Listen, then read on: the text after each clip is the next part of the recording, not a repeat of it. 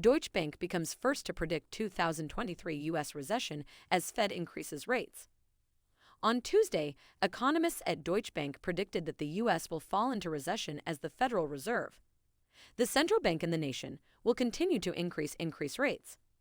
However, economists David Folkerts-Landau and Peter Hooper term it to be a mild recession.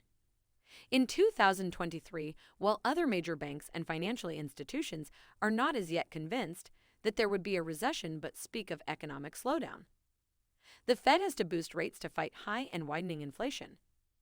In a report titled Over the Brink, the bank's economists say that the U.S. economy will be strongly hit as the Fed could continue with strict measures late 2023 and early 2024, leading to a recession.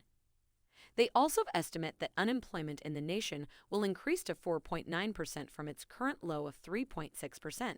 This low percent is almost at pre-pandemic levels and indicates that the economy is bounding forward despite high inflation.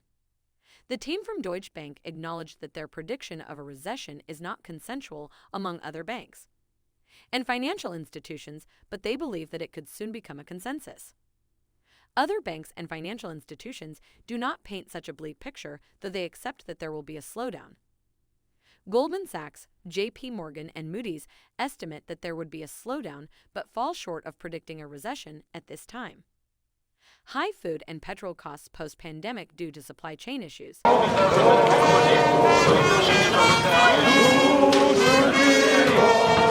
could increase inflation in the future. The recent shutdown of Shanghai as a result of China's zero-COVID policy will also exacerbate supply chain issues. Amid all these conflicting issues, Fed Chair Jeremy Powell remains optimistic. Last month, he spoke of fighting inflation by raising rates without causing a recession.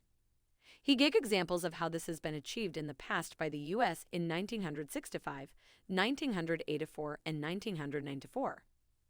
If Deutsche Bank economists prove to be correct, the U.S. will face a mild recession.